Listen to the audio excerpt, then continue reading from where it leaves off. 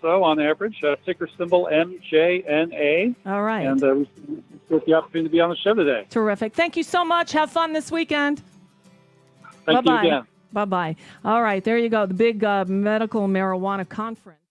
I read the news today, oh boy. We're just a week away from the 100-day mark of the Orange Conman's reign of terror, which officially comes on April 29th. So let's go back to the beginning to hear about his great aspirations. Today, I would like to provide the American people with an update on the White House policy plans for the first 100 days. Some of the items from Mr. Trump's contract with America for his first 100 days. First, tax relief and tax reform. Mr. Trump wants to cut the number of tax brackets from 7 to 3. The top business tax rate would also come down, including cutting the tax on overseas corporate profit. That item could help to fund Mr. Trump's $1 trillion infrastructure investment plan, and a big infrastructure program is supported by many Democrats as well as Republicans. This third item, repeal and replace Obamacare. Finally, Mr. Trump has proposed an immigration security plan that includes building the wall. With not a single piece of legislation passed, he's claiming to have done more than any other president at this point in their administration. There are those that say I've done more than anybody in 100 days. Hey, look, just at the money I've saved. I've saved billions and billions of dollars. I brought Ford back from Mexico. Ford was going with a massive plant. I brought Fiat in. I'm bringing in all these incredible countries. You've been reading about them on a daily basis. They're all pouring back into our country. I mean, there are those that are saying that I've done just about more than anybody. Now, when you add our health care that's going to be coming out soon and will be a really good health care as opposed to Obamacare, which is a total mess. If you add the tax cuts that we're going to be doing as soon as we finish health care, that'll come out very soon, the big tax cuts for business and for people, for middle class, tremendous cuts, and for everybody. I think that, I think I've done just about more than anybody in the first 4 weeks. That clip was almost 2 months ago, and still... Well, except for his early Friday morning tweet that reads, "No matter how much I accomplish during the ridiculous standard of the first 100 days, and it has been a lot, including Supreme Court, media will kill." What about health care? Remember when that was euthanized just moments before it was supposed to go to the House floor? Well, according to the con man, it's back. Well, I think we are going to have a big win soon because we're going to have health care, and I believe that's going to happen. And, there was no, loss with health care. This is just a constant negotiation, and the plan is getting better and better all the time. How soon will you deliver on your promise of $1 trillion infrastructure investment? Very soon. I think it's going to come probably as part of one of the other bills. It's going to fix up our roads, our highways, our airports, and so many other things. The orange one did have a mini presser on Thursday, along with Italy's prime minister at the White House. The resident did his best to insert himself into the greatness of Italy. Through the ages, your country has been a beacon of artistic and scientific achievement. That continues today. From Venice to Florence, from Verdi to Pavarotti, friend of mine, great friend of mine. Right. Luciano is hanging with your other pal, Fred Douglas. One of his actual friends, who's still technically among the living, finds himself professionally dead. Bill O'Reilly's sexist and abusive treatment of his co-workers got the best of him. On Wednesday, Fox finally said to him, "You're fired." But the highest-ranking serial abuser in the land doesn't think O'Reilly did anything wrong. The president telling the New York Times O'Reilly is a good person, and, quote, "I think he shouldn't have settled because you should have taken it all the way. I don't think Bill did anything wrong." 5 women who accused O'Reilly of sexual harassment received payouts totaling about $13 million, according to the New York Times. The cable show host denies the allegations. The president's comments about the Fox anchor may seem like deja vu, as he also defended the network's former boss, Roger Ailes, when he was sued for sexual harassment last year. Just yesterday, an African-American woman at Fox came forward claiming O'Reilly used to leer at her and call her hot chocolate. I know what you're saying. That's really sexist. Yeah, but remember, it's also pretty racist. Now, Fox issued an official statement this afternoon on O'Reilly's dismissal. I think they just took the Roger Ailes statement and changed the nouns. They celebrated O'Reilly's career, saying, by rating standards, Bill O'Reilly is one of the most accomplished TV personalities in the history of cable news. Yes, no. By rating standards, he is. By moral standards, he was a self-righteous landful of angry garbage. Actually, the apprentice hasn't said anything on the subject since Fox brought down the hammer on Billow. He's too busy wreaking havoc elsewhere, like North Korea. Right, Elizabeth Warren? We know that he is an unstable man who has nuclear weapons. You're talking about Trump now. About to deal with an unstable man who has nuclear weapons. What could possibly go wrong? And with his cabinet picks. Believe it or not, this was Dump's one and only choice for Attorney General, Jefferson Beauregard Sessions. This is a huge matter. I really am amazed that a judge sitting on an island in the Pacific can issue an order that stops the President of the United States from what appears to be clearly his statutory and constitutional powers. Hey, Jeff, Hawaii's been a state since before I was born, and that's a long time. I got good news. If you enjoy these What's News segments, I hope you'll consider a contribution. The Nicole Sandler Show and What's News are 100% listener supported. To find out more, visit NicoleSandler.com/donate.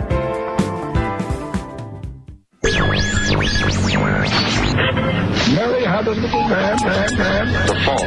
We believe that all men are created equal. To the magnificent mosaic that is America. From radio beacon to radio beacon. I have a dream today. Change has come to America. Okay. Knock, knock. Who's there? It's a figment of your imagination. Randi Rhodes Show. Turn up your mind. It's Friday, you bastards. You know, girls, it's great to live in a democracy today. Today. Where freedom is everywhere. Where? But girls, we often take this freedom for granted. Yeah. Freedom of speech. What? Freedom of thought. And freedom of action. Do something. But you know, gals. What? Just because a bunch of men signed that Declaration of Independence in 1776 doesn't mean that freedom was for men alone. No. Oh, no, you take Tom Jefferson. Yes. Ben Franklin. You know. John Hancock. Adorbs. There's a hell of a guy for you right there. So cute. All these men had wives. Yes. They probably had a few broads on the side, too. The Upper East Side. These women wanted freedom just as much as their men did. Yeah. But, gals, I wonder, do we? I think it's time that we women thought about it a bit. Okay.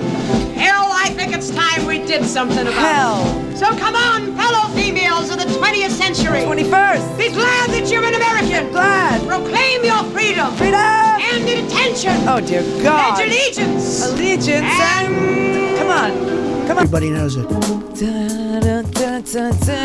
Dozens and dozens, hundreds and hundreds, millions and millions, millions and millions, millions and millions, and hundreds of billions and billions, billions and billions, trillions and trillions, because 17 is going to be a disaster. It is exploding right now. It's imploding and soon will explode. Absolute and total catastrophe. A disaster, disaster, disaster. By one disaster after another. I think so. He knows. And you know it, and I know it. You people know it. I think everybody in this room knows it. You know it. I know it. Everybody knows it. I actually sort of know it, but many, many aircraft, many years, many lines, many lines, many, very many more, many more. Believe me. Believe me. Believe me. Believe me. Believe me. Believe me. And believe me. Believe me. Believe me. Believe me. Believe me. Believe me. Believe me. I know. Believe me. Believe me. Believe me. Believe. Believe. Can you believe it? Thank you very much. Believe it.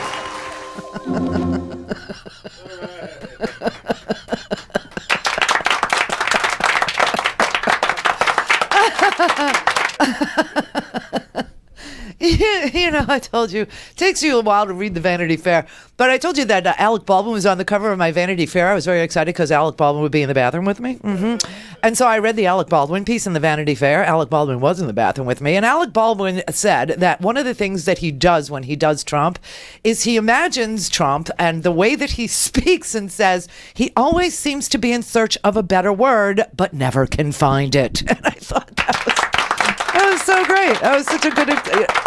He's always looking for a bigger word than catastrophic, catastrophe, disaster. He's always and never could find it. But what he can find is the best white trash America has to offer. Did you see that last night? Did you see that? The Sarah Palin is back. Oh my God. You remember when we used to say things like, oh my God, Sarah Palin in the White House, and we thought that was unthinkable? Well, imagine a world where Sarah Palin is at the White House as a guest of President Trump. Holy crap, man. Wow. We're through the looking glass, people. Holy mother of, and she's got this weird way of speaking too, and a weird way of dressing. And I don't condemn the dress, because I could barely pull it together myself. You know that. I mean, now everybody knows that I buy the same blouse on Amazon.com like 5 times. Because, you find something that works for me, and I just buy 12 of them, and, in all the different colors, and I wear them. That is what and then on Friday I wear my t-shirt, which is, the extent of my, but this, I mean, what is she doing here? What is she trying? She's into the lace thing now. But she does have this weird ass way of talking, and so does he, and they are natural together. And so she apparently she was in the White House. I can't even stand this thought. She was in the White House as a guest of President Trump. What kind of a universe is this? Who's doing this to me? Stop it. Stop it. Oh, God. But she brought Ted Nugent.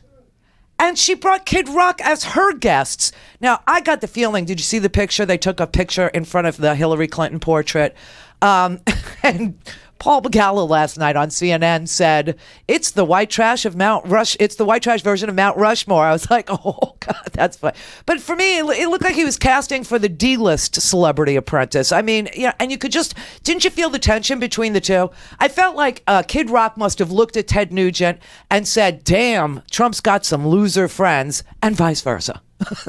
And what's really interesting? Sarah Palin, Ted Nugent, they all say that they do no drugs, they don't drink alcohol, which makes me wonder whether or not we should teach our children to be straight. Doesn't it? I mean, look how they turned out. No alcohol. Trump doesn't drink either. Look at that. What a mess. What a freaking mess. So, I don't know, but she was there. Listen so much for joining us. Appreciate it. Thank you. Thank you. You had dinner at the White House last night. I did. Tell us about it. How did that happen? Well, President Trump had called to invite, just to touch base, so asked me to get to D.C. and we'd be able to chat over dinner, and asked if I'd invite a couple of friends. So you brought Kid Rock and Ted Nugent? Jesus was booked. So, yes, I invited my buddies, Kid Rock and Ted Nugent, some bold, courageous, all-American dudes who I knew would have good conversation with the president and get to express a lot of good... Can I just stop it right there? You want to take a look at the face? Now, people say I've had a lot of work done. I actually have not, but that woman is filled with filler. And somebody paralyzed her upper lip. Somebody did something really... How many times do I have to tell you? Don't do the lips.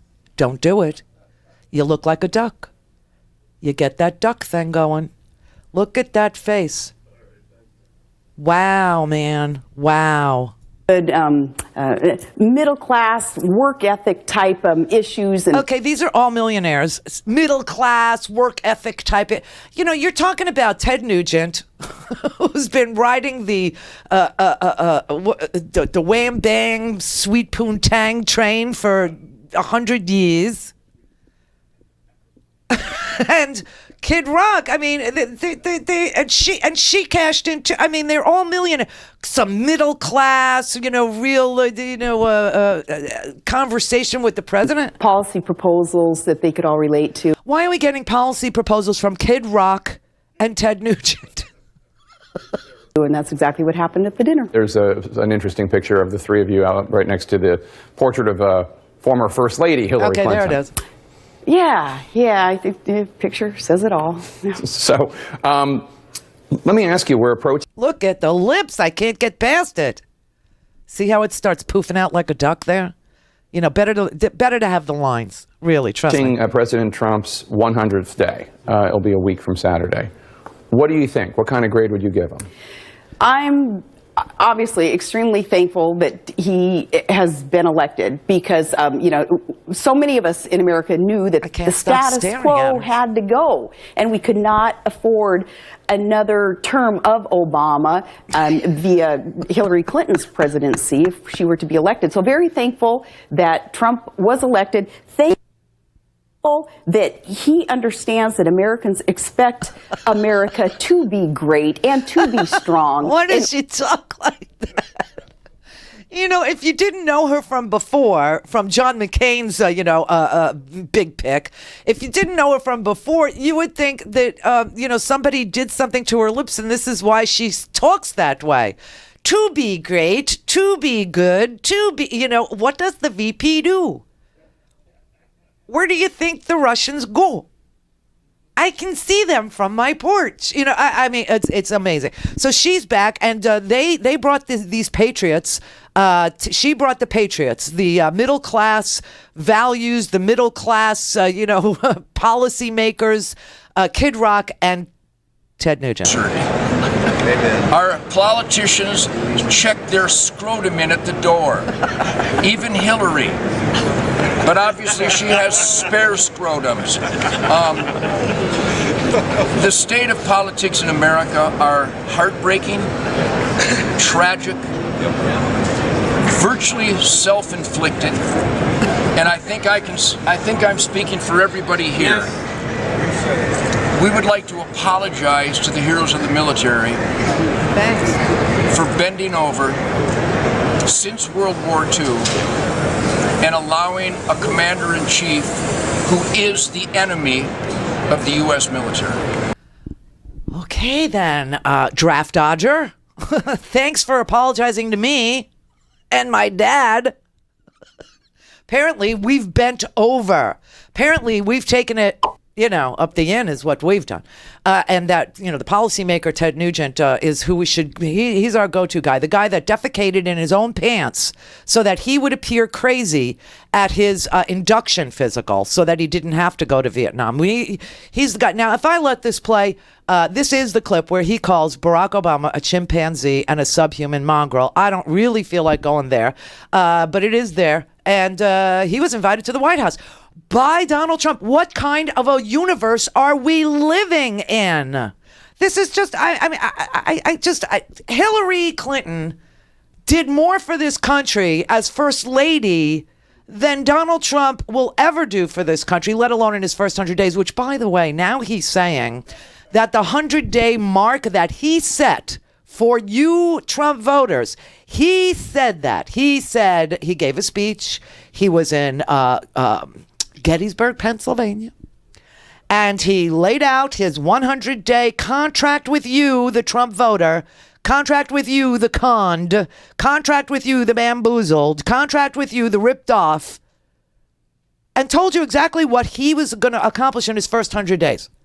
Now this morning, he tweets, the media is making up this entire speech, apparently. We've pulled this out of our butts. We made it up. It's a myth. This 100-day myth is ridiculous, he says. All righty. What follows is my 100-day action plan to make America great again. Yay. It's a contract between Donald J. Trump and the American voter. Uh-oh. And it begins with bringing honesty, accountability, and change to Washington, D.C. Yes, and the change he was talking about was Sarah Palin in the White House. The change he was talking about was Ted Nugent in the White House and Kid Rock in the White House. Because I'm going to play this. I'm going to play his little contract with you. And we will go down the checklist because it hasn't been done. None of it. I mean, not one single piece of legislation, the infrastructure, the wall, the health care bill, the tax plan, nothing. I mean, the things that I know he did was he said that he was going to repeal Obama's gun stuff. And he did repeal Obama's gun stuff. And what was the gun stuff? It said mentally ill people should not be able to get a gun. He did repeal that. Mentally ill people can now get a gun. Yay. Oh, thank God we elected him. I was so worried that the mentally ill would not be able to get a gun. America just seems so less free when the mentally ill could not get a gun. And now that they can, it just seems so much freer. because Ted Nugent has many of them. I know. Wow. I mean, I just, so let's break here and then we'll come back. I will play you his Gettysburg Address, promising all these things would be done in the first 100 days. And of course, now he says it's just ridiculous that the media made this up, that he should accomplish things in 100 days. Clear for takeoff. Randi Rhodes Air Force. Air Force. RandiRhodes.com. We did it, you bastards! We're live! And it only took 2 years! Okay. All right. So we're back, we're live, and you're there, and we're here, and ain't that great? Now let me just tell you that if you want to listen whenever and wherever you'd like to listen, just go to RandiRhodes.com, click on podcasts and swag, and get your podcast commercial-free, on demand, on any device. RandiRhodes.com. Open all day, every day. I'm Rick Smith, and this is Labor History in 2. On this day in labor history, the year was 1967. That was the day the Taylor Law went into effect in New York State. It was celebrated for granting public employees the right to organize and elect union representation. But it's also roundly criticized for stripping public sector workers of their right to strike. It was crafted and enacted in response to the militant, victorious New York City transit strike of January 1966. The Taylor Act amended key points of the 1947 Condon-Wadlin Act, which first prohibited public sector strikes in the aftermath of a teacher strike in Buffalo. But strikes persisted, and the act was seen as largely unenforceable. In the aftermath of the 1966 transit strike, New York Governor Nelson Rockefeller appointed a committee chaired by labor relations professor George Taylor to make, quote, proposals for protecting the public against the disruptions of vital public services by illegal strikes, while at the same time protecting the rights of public employees. In addition to granting the right to organize, the Taylor Act also establishes impasse procedures for dispute resolution, defines and prohibits improper practices, prohibits strikes by public employees, and established the Public Employment Relations Board. But public sector unions argue the law gives no incentive for employers to settle disputes or negotiate contracts in a timely manner or in good faith. While public sector unions have struck since its enactment, Transport Workers Union 100 was subjected to harsh fines in both the 1980 and 2005 transit strikes. During the 2005 walkout, TWU 100 was issued a $1 million a day penalty, its automatic dues collection was suspended, and its leader Roger Toussaint was jailed for 10 days. The union continues to push for changes to the law. Labor History in 2 brought to you by the Illinois Labor History Society and The Rick Smith Show. For more information, go to laborhistoryin2.com. Well, it's clear that something's very, very wrong with the nation's economy. It's experiencing anemic growth. Our middle class is shrinking. Retirees are facing nationwide pension crises, with many pensions being underfunded and headed toward insolvency. The stock market's super volatile, and many experts say it's way overpriced. The Trump administration is MIA with their amazing economic plan for America. So how are you feeling about your economic security? You know, call my friends at ITM Trading. Just speak with one of their precious metals experts about gold and find out why now is the perfect time for gold. Learn why gold survives every government, every currency, every economic crisis. Call ITM Trading today at 1-888-OWN-GOLD and they'll send you a free gold buyer's guide. They've helped tens of thousands of people acquire physical gold and silver, and they can help you too. Call 1-888-OWN-GOLD, 1-888-OWN-GOLD, 1-888-OWN-GOLD, 1-888-OWN-GOLD. For a commercial-free, on-demand, whenever, wherever listening experience, visit RandiRhodes.com for your personal premium podcast today. Believe it.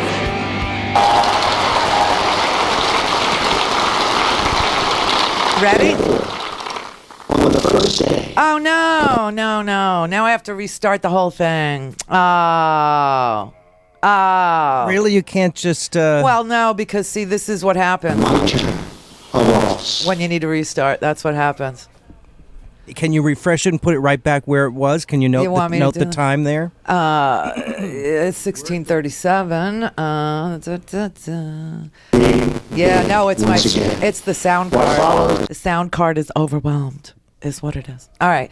So anyway, you know what? I can play it for you, but I could also go through this with you, and I could do both, okay? So let's go through it. He said that he was going to cancel the Obama executive actions on immigration, meaning he was going to repeal DACA. Did he do it? Did he do it? Well, he deported one kid on DACA, and this story is getting even more bizarre. You know why? The White House is telling it. And when the White House tells a story, it turns out... I don't want to say all the time, but 99.9% of the time, it turns out to be untrue. Untrue. So the story about this one kid, this is amazing. His name's Juan Montez. I think everybody has heard a little something about him. He's a 23-year-old kid. He's been in the United States since he's 9 years old. He is covered under DACA, what we call the Dreamers, what is called the Deferred Action for Childhood Arrivals. You must admit, 9 years old, you're a child. So he is covered, and he has been covered under DACA since he's 9 years old. So the story goes something like this if you ask the White House. He left the United States and he left to go to Mexico, and then he went to Mexico and he illegally crossed the border back into the United States, thereby relinquishing his right to be protected under DACA. That's their story, except it's not true. It's not true. The story is more like this. He left the United States because ICE picked him up waiting for a taxi, deported him, dropped him off in Mexico. He got assaulted in Mexico 2 days later because he had no place to go because he's not from there. He hasn't been there since he's 9 years old. He didn't know what to do. He got assaulted and he crossed over the border to come back to his family. They deported him. That's the story that, he's telling. So now, big court case, huge. Court case is they need the records from ICE, from the people who deported him, because did you know that deportations and the paperwork involved in those are not, they're not public. So his lawyers now have to sue to get permission to get those records to find out who's telling the truth here. Is ICE telling the truth that he just, after all these years, he wandered over the border and he just decided I'll have 2 days in Mexico and then I'll come back to the United States and still expect to be protected under DACA? Or is it true that we deported him, he got assaulted, and he tried to flee and go back to his family, which makes more sense? Guess who the judge is who's hearing the Freedom of Information Act request? It's that damn Mexican judge, Judge Curiel. It's that damn Mexican judge that I'm building a wall. He's Mexican. That guy that Trump hates, Judge Curiel has the case. And the only question in this case, they're not litigating the case. They're only litigating whether or not they are entitled, the lawyers and this kid, Juan Montez, is entitled to his own deportation records.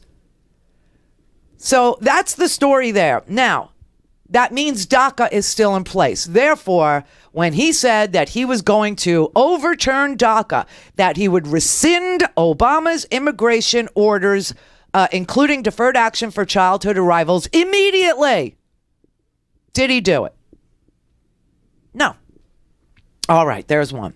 The other one had to do with the guns. The other executive action, he said that Obama's previous executive action that he would undo was the gun stuff. Okay? And he did do that. He did. That's, it's a win, everybody. It's a win for Donald Trump. Win. Yes, he rescinded, and so now mentally ill people can get a gun. And I feel so free. Hey, Appalachia, you feel free? You feel good about that? I feel so good. I feel so good. Okay, so that was one thing he did do. Okay, so let's move down the list now. He said, first, I will announce my intention to renegotiate NAFTA or withdraw. Anybody Anybody hear that? No. Third, I will direct my Secretary of the Treasury to label China a currency manipulator. He actually said China was not a currency manipulator this week, and he was actually correct this week. He was correct. China is not manipulating their currency, nor have they been for about 4 years. But okay. He said, why would I label them a currency manipulator when they're helping us on North Korea? I don't know that they're helping us on North Korea, but what I can tell you is this is another duck and cover weekend. China is on high alert. They have suspended all flights from Beijing into Pyongyang. It is the only way that the Chinese people can get into North Korea. It is the way that they go back and forth. And they suspended their flights and put their military on high alert. Today, the Trump administration said China is not on high alert, except China said they are. So are they helping us, or are they ducking and covering along with the rest of us who pay attention to the news? I don't know. But currency manipulation off the table. Fourth, he said, I will direct the Secretary of Commerce and U.S. Trade Representative to identify all foreign trading abuses that unfairly impact American workers and direct them to use every tool under American and international law to end those abuses immediately. No, none of that has happened. Fifth, I will lift the restrictions on the production of $50 trillion worth of job-producing energy reserves, including shale, oil, natural gas, and clean coal. Well, the only executive order I'm aware of having to do with any of these energy sources is that you can now dump coal slurry into the surrounding rivers. Appalachia, feeling good? Feeling good? Because I think one of your biggest coal producers has just gone solar. I think they installed solar panels on their roof is what they did there. Because the new jobs are going to be in renewables. And of course, they're not going to be in clean coal because it doesn't exist. It was also, crazy. Okay, sixth, lift the Obama-Clinton roadblocks and allow vital energy infrastructure projects like the Keystone Pipeline to move forward. That's a win. Horrible win. Sorry about that, Sioux Nation. But yes, he did do that. So that's two things he did, right? Seventh, cancel billions in payments to UN climate change programs and use that money to fix America's water and environmental infrastructure. No, none of that has happened. And in fact, the water is less safe now because we're building the pipeline that does leak and coal slurry can now be dumped in the water. No money for infrastructure. Not from the UN climate change program. He certainly hasn't canceled that. So that's a big no. Then he said he will work with Congress to introduce the following legislative measures and fight for their passage within the first 100 days of my administration. Of course, the media made this up. It's ridiculous. He said this, but he didn't mean it. And the media should know not to take him literally. Remember, he says things. We've been told this. Just remember, Donald Trump says things he doesn't mean, so don't take him literally. I don't know how to take him then. Because he said he would do a middle-class tax relief and simplification act. He would put forward an economic plan designed to grow the economy 4% per year and create 25 million new jobs through massive tax reduction and simplification in combination with trade reform and lifting the restrictions on American energy. The largest tax reductions are for the middle class. A middle class family with 2 children will get a 35% tax cut. The current number of brackets will be reduced from 7 to 3, and tax forms will likewise be greatly simplified. The business rate will be lowered from 35 to 15%, and the trillions of dollars of the American corporate money overseas will be repatriated at 10%. Anybody hear anything about this legislation? Because see, this tax plan of his was actually scored by the CBO, and the price tag for it was $7 trillion, so he withdrew it. So we don't have a tax plan. Now he says he can't do the tax plan until we do the health care. And he's not put forward a health care plan of his own. Instead, what we have is something being talked about that's supposed to be a health care plan, except there's no text. Nobody wrote it down. There is no text. There's only an amendment. There's an amendment. I think it's called the MacArthur Amendment, which was in yesterday's homework. It's one page. You can read it, which does away with the Title I guaranteed issue, does away with the essential coverages, not straight up, not outright. What it does is it says the states can opt out of these 10 essential coverages, which means you don't get them. And it also scored what it would cost a pregnant woman to get coverage. It's like $17,000 more per year if you're pregnant that you would have to pay.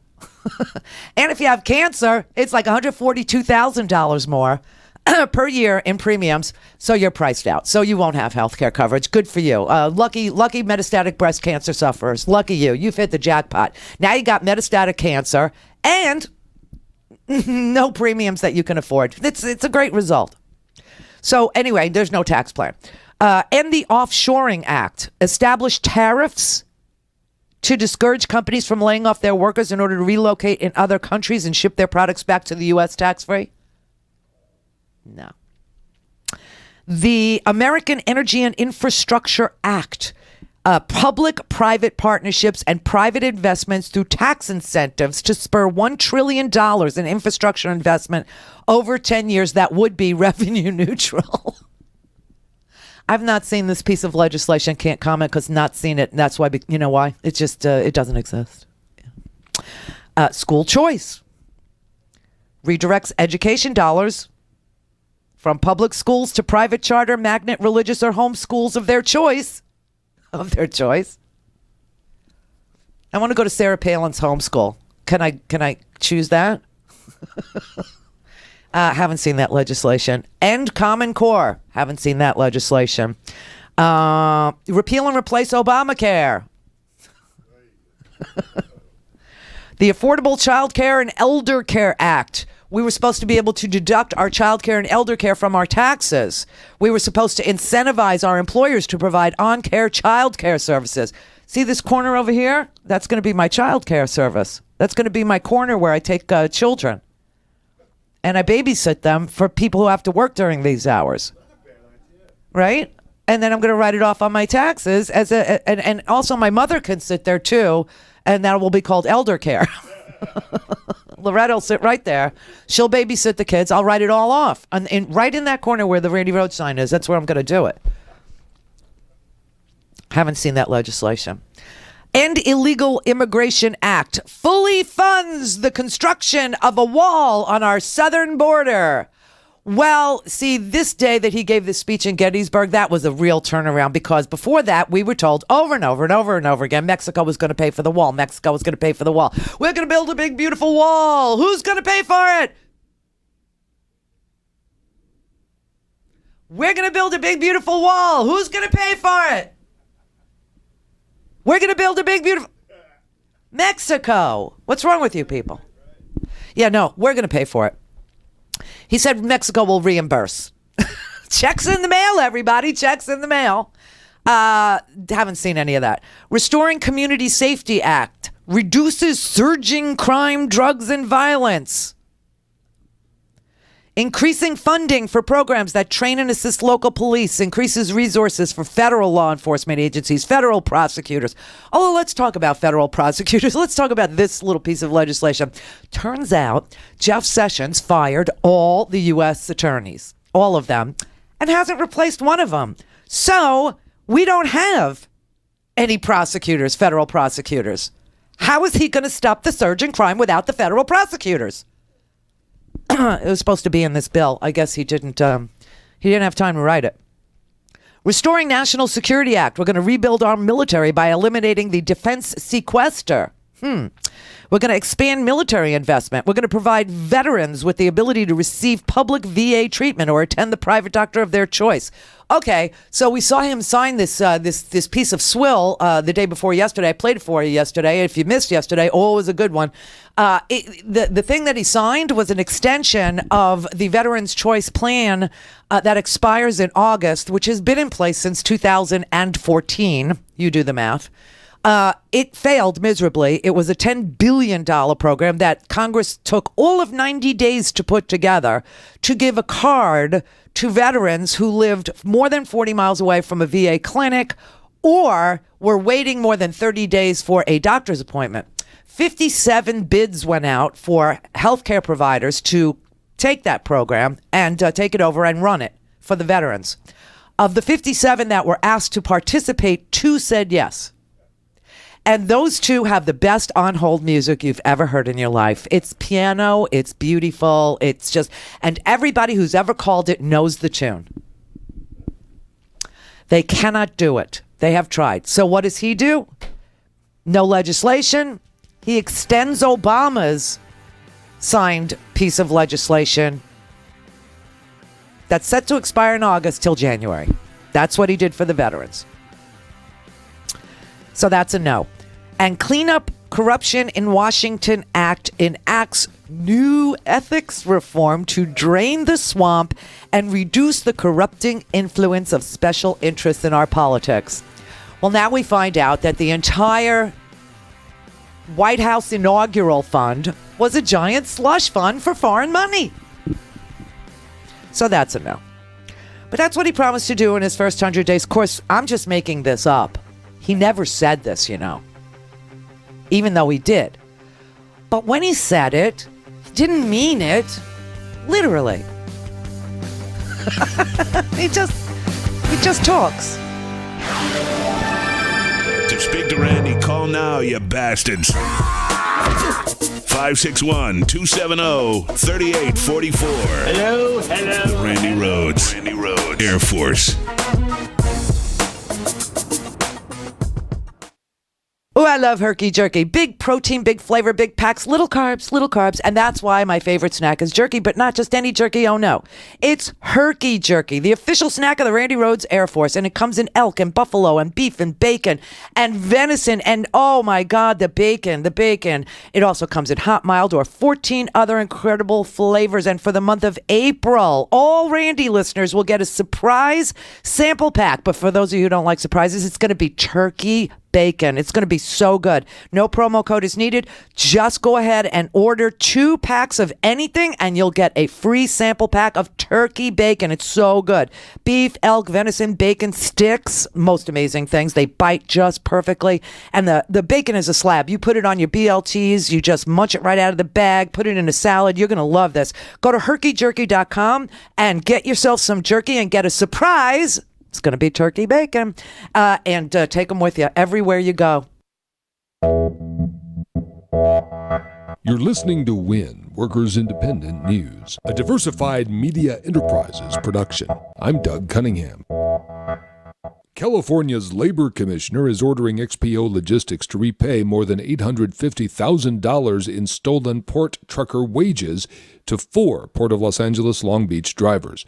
The workers were illegally misclassified as independent contractors instead of as what they are, employees. Jose Herrera is one of the drivers whose wages were stolen by XPO. The Labor Commissioner issued an order that XPO owes me alone $279,415.83. The total awarded for me and the other 3 drivers is $855,285.62, and more cases are pending in courts. Herrera says XPO illegally classifies workers as contractors and then deducts business expenses from the paychecks of these workers. The truckers are in a union organizing drive backed by the Teamsters. Herrera says what XPO is doing is illegal exploitation of port truckers, denying them what employees are entitled to. I have no workers' compensation if I get injured on the job. That means that I have no disability insurance if something was to happen to me. I have nothing. XPO is breaking the law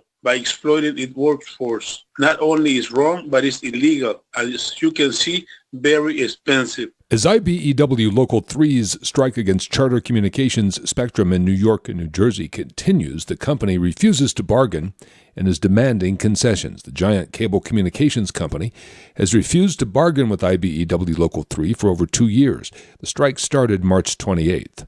Workers at Charter say the company is demanding many concessions and changes, including ending pension and hospitalization contributions, ending weekend overtime pay, and increased outsourcing power. Roughly 1,800 IBEW workers are striking Charter. They were working under an expired union contract with Time Warner, the employer before Charter bought the company.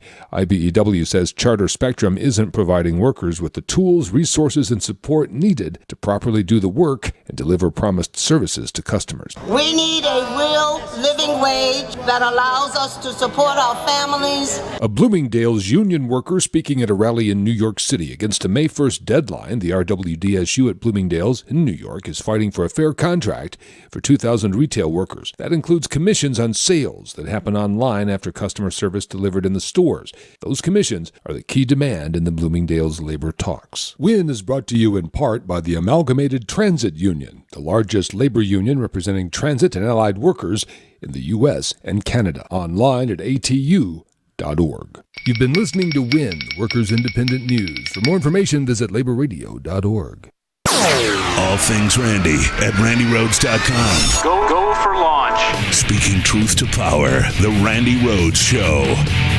We should be refreshed. And we're going to change that.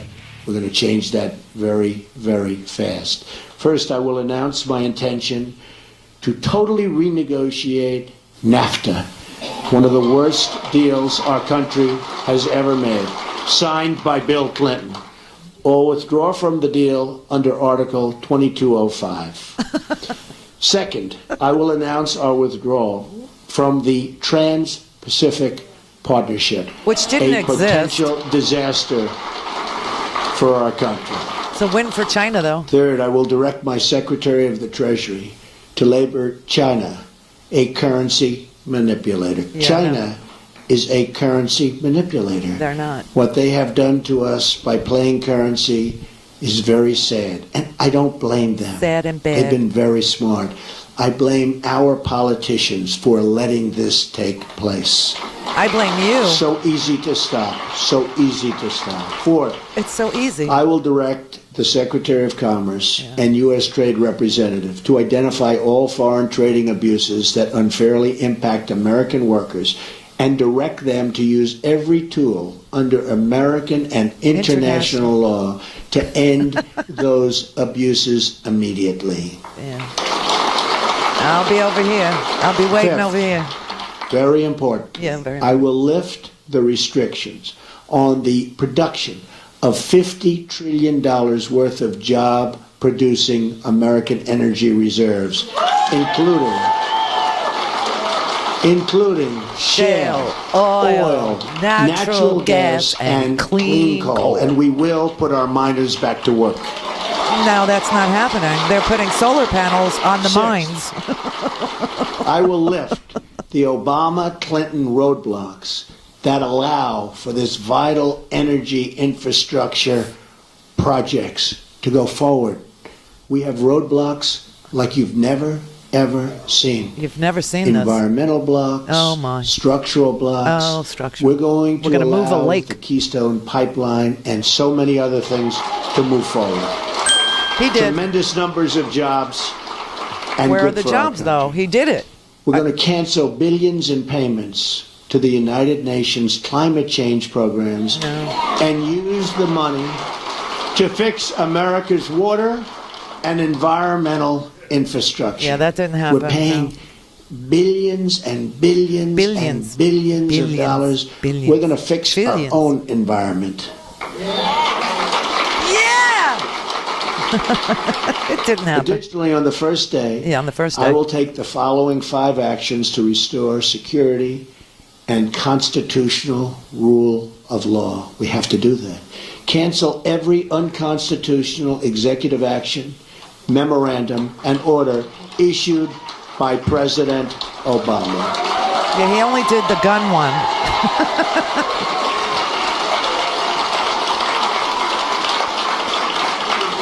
Second, begin the process of selecting a replacement for Justice Scalia. He did that. whose wife, by the way, has a Trump sign. His wife is a phenomenal woman. Has a Trump sign in her front yard. Isn't that nice? That's nice. I just found that out this morning. Bum. Isn't that nice? That's nice. He was great. That's great. From one of the 20 judges on my list, you know we're going to make great decisions from 20 outstanding judges on a list that we submitted, who will uphold and defend the Constitution of the United States. He did do that. We got a Gorsuch. Third, we will cancel all federal funding of sanctuary cities. No. Fourth, yeah.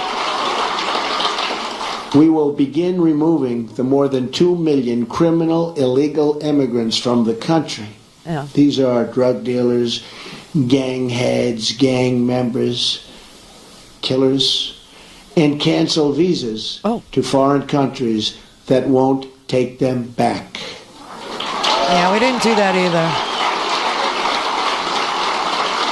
And when Hillary Clinton was Secretary of State, no. and they had someone who was bad, really bad, and they brought him back to the country and the country wouldn't take him, she said, well, bring him back. We don't want to force the country to take him. There won't be one such instance if I become president, believe me. It happens every day. We're going to suspend immigration from terror-prone regions that didn't where work. vetting cannot safely occur.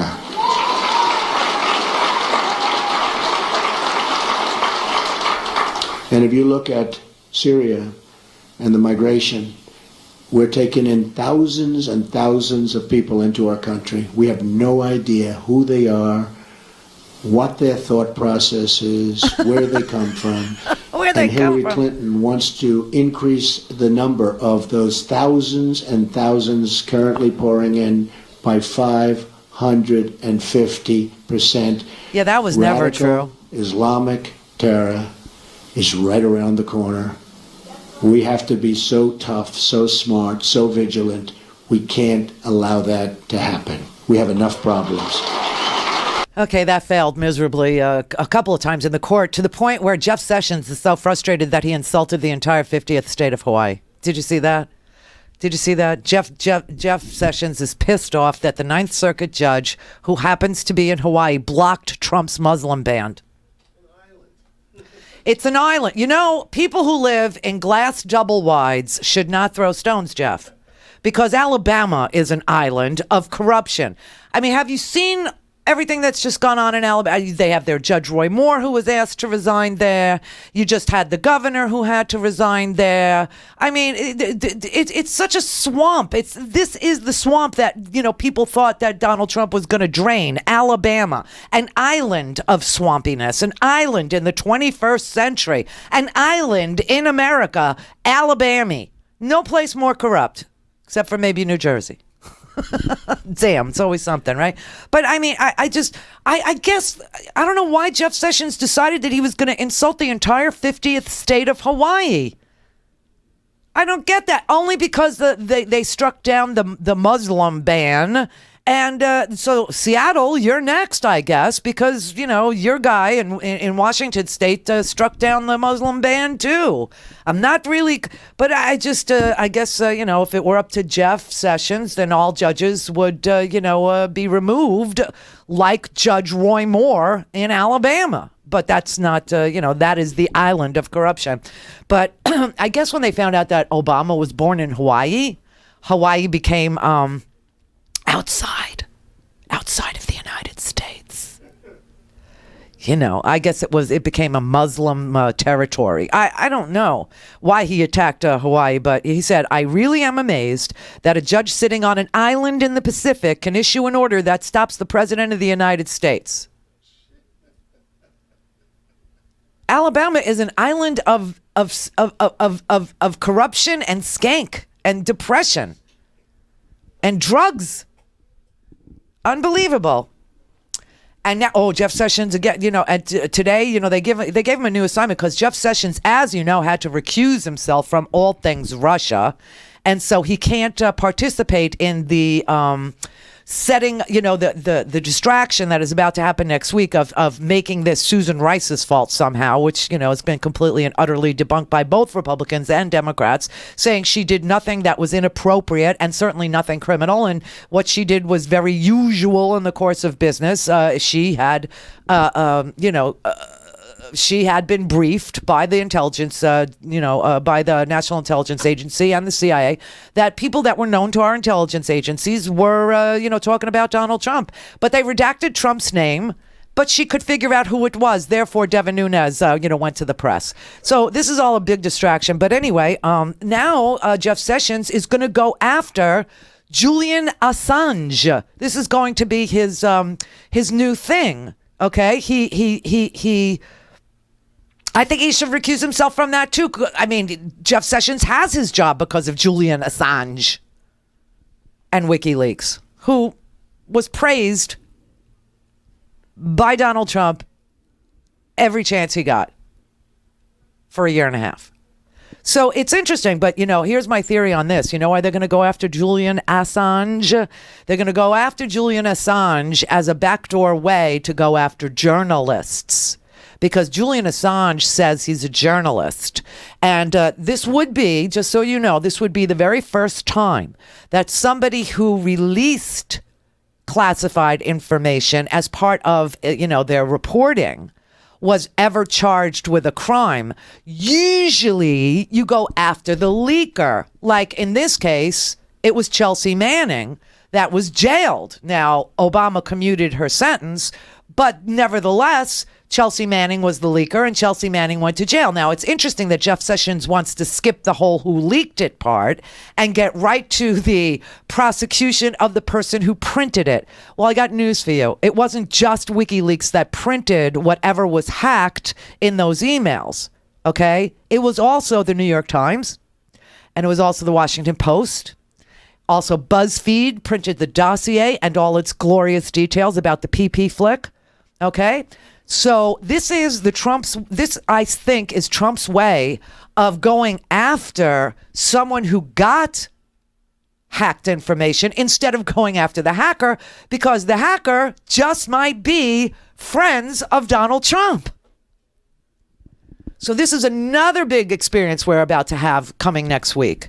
Now, I believe that the Russia hearings begin anew in May. And so we have, next week is going to be all about shutting down the government because he wants his wall. And Mitch McConnell has said he's not interested, doesn't want to spend money. You said Mexico, go to Mexico, get Mexico to pay. We're not interested in funding your stinking wall. That's Mitch McConnell. The health care bill, which has no text. They're going to vote on a bill that doesn't exist. I mean, this has really gotten fantastical. And that's why the image of Sarah Palin in the White House last night as a guest of Donald Trump's should really shake you to your core, because we are in another freaking zone. A zone that has nothing to do with reality, that has nothing to do with the text of a bill, because the bill and the text don't exist, and they're going to vote on it next week. The whole thing is so surreal, it's just mind-blowing. All we can glean from the amendment to the ACA that's being propounded is that it's going to allow the states to opt out of Obamacare. That's all we got. And by the way, I was asked to do Fox News this weekend to discuss the health care bill. Well, they say maybe we'll be discussing this. They won't really tell me the topic. Feels like an ambush, but just saying, how do you discuss the health care bill if it doesn't exist? Call in, connect. To speak to Randy, call 561-270-3844. 561-270-3844. Hi, we're back, and everything is possible again. Isn't it beautiful? Well, if you want to keep it this way, buy a stinking podcast. Oh, yes, you have to buy a stinking podcast. And you get that at randyrhodes.com, where we're open all day, all night long. randyrhodes.com. Get your stinking podcast. Hey, Progressive Voices listeners. I'm Rebecca Vallis, host of Off Kilter, which airs here on the Progressive Voices Network. This week, I spoke with Dylan Matthews, a reporter at Vox, on how Sesame Street introduced an autistic Muppet, why that matters, and more. Let's take a listen. So Julia is part of a project that Sesame Street and the Sesame Workshop has had for a couple years now, in partnership with a number of autism groups, and in particularly in collaboration with some sort of researchers and autistic self-advocates to have a form of representation for autistic kids on the show, and also to sort of provide a model for non-autistic kids for what to do when you meet an autistic classmate, and sort of how to understand their differences and get along and play with them. In a lot of ways, it's the same message that the show has always had, which is, we get along better if we can work and play with each other. So Julia, as I mentioned, and as you have now explained, isn't new to the show. She's been part of this storybook project, so she's been part of sort of Sesame Street resources that parents and schools can use. But this was her first time appearing as part of Sesame Street's show on TV. What do you view as the significance of her making that jump? Well, I think the show has a much broader viewership. The way it works now, they have a deal with HBO where the episode will initially air there and then will be available to public TV stations.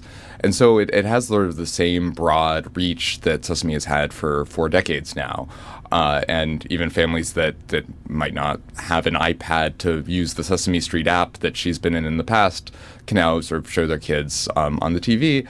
And it's also significant in that it shows Julia interacting with sort of key characters in the show that are favorites of kids and of fans. A lot of the episode is Big Bird getting to know her and getting to know sort of how she's different and learning to get along with her better. Elmo is one of her good friends on the show, and so I think that's really significant and gives sort of kid viewers an entry to the character. And Big Bird and Elmo are 2 of the characters that watchers of Sesame Street will know well. So is there, I guess I'm sort of hearing you say that there's significance to her being friends with the characters that kids who watch the show view sort of as their friends. Right. It makes her feel not like a sort of tangential, like, side character. She's playing with the big Muppets, so to speak. And I think another thing that was really significant about how the show chose to present it is that the arc of the episode is one of Big Bird wanting to be friends with her and wanting to learn sort of how to get along and play with her. And so it's portraying befriending autistic kids as something that you should want to do, that sort of good friends will try to do. And that's really significant and huge, that it's not like he's being nice to her out of a sense of obligation. He sort of wants to play games with her and have fun the same way he does with all the other Muppets. And part of what viewers see, and actually if folks who haven't seen or maybe are not regular watchers of Sesame Street, I will confess it's been a while since I watched Sesame Street until reading your piece this past week, but folks can actually watch the first half of the episode where Julia appears on, it's embedded in the article that you published on Vox's website this past week. But part of what happens is as you describe, they play a game. And it's not the neurotypical Muppets game, it's Julia's game. And she actually teaches them how to play. So one of the points that you actually make in your article is that it appears that Sesame Street's tack here is that the audience for what they're doing is not autistic children who may be watching the show, but actually neurotypical kids. Absolutely. And I don't want to discount how important it is for autistic kids to see kids like them on the TV. Representation is so important, and it's great that the show's doing that for them.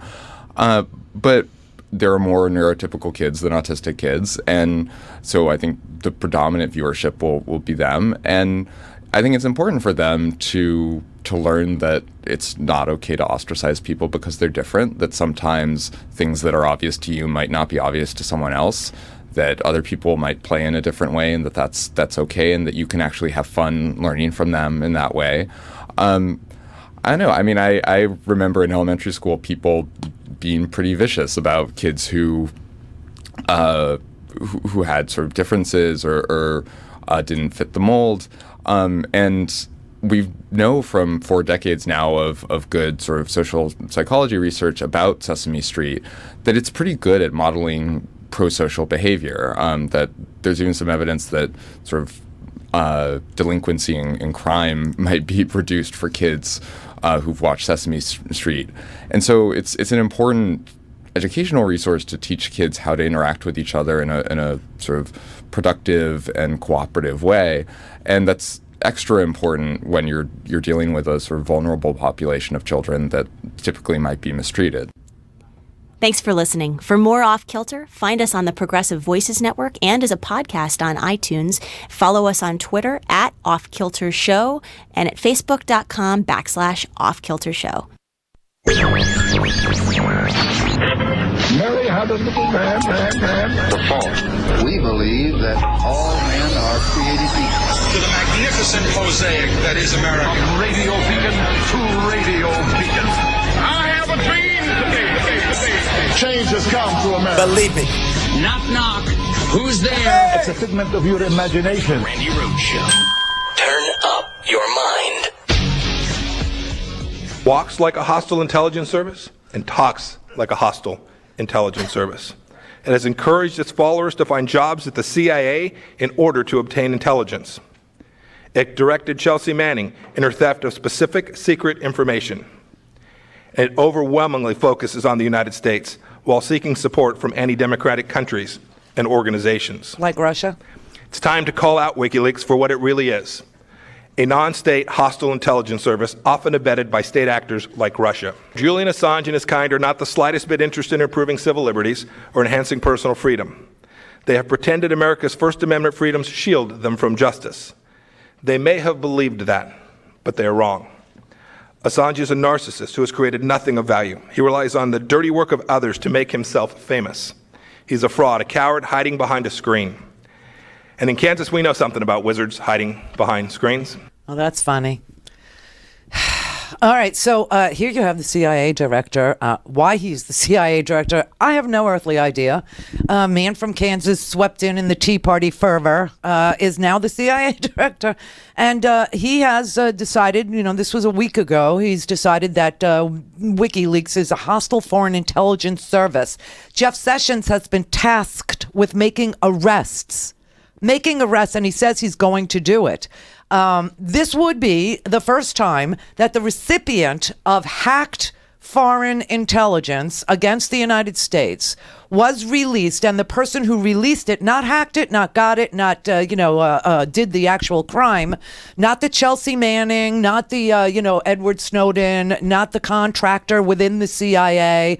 No, this would be the publisher of the ill-gotten goods is now arrested for publishing ill-gotten goods. Now, that means that the entire media, whenever you read a New York Times article, a Washington Post article, an LA Times article, anything, where it says, intelligence sources who wanted to remain anonymous, every time a reporter prints something like that, they would be arrestable. They would be prosecutable. They would, in Jeff Sessions' world, they would become the target. Instead of, allowing for journalists to have their sources, this would open up a whole can of, and this is exactly what Donald Trump said he wanted to do. He said he wanted to go after the corrupt media. He said he wanted to go after the rigged media. He said that he wanted to, do something on libel laws. He said all these things. Oh, no.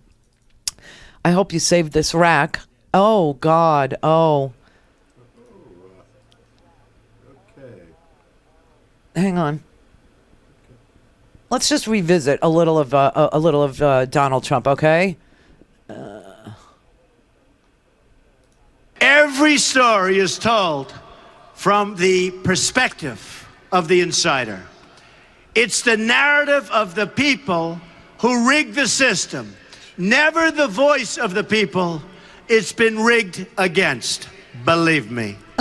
So many people suffering for so long in silence.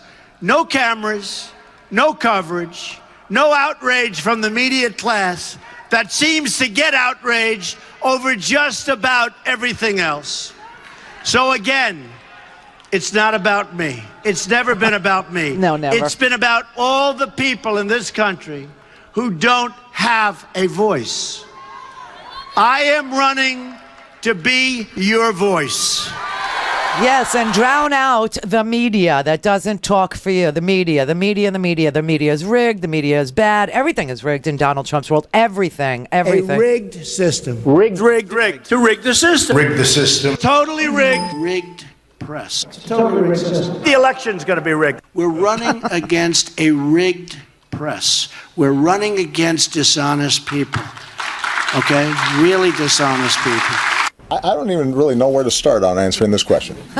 Of course the elections will not be rigged. What does that mean? Now, this just came out. Wikileaks. I love Wikileaks. Oops. And I said, write a couple of them down. By the way, did you see another one? Another one came in today. This Wikileaks is like a treasure trove. And by the way, Wikileaks just came out with lots of really unbelievable things just minutes ago. In fact, I almost delayed this speech by about 2 hours. It's so interesting. I also, Jim, just saw a report that Pompeo himself on his congressional Twitter account last year, or at least a year ago, was quoting from a WikiLeaks document.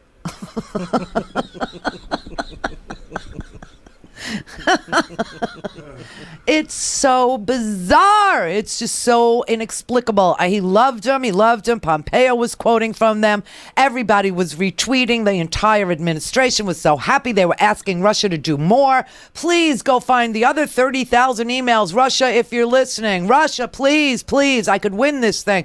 Please. WikiLeaks just came out. WikiLeaks. Love WikiLeaks. Oh, it's a treasure trove. They're a criminal enterprise. It's a criminal enterprise.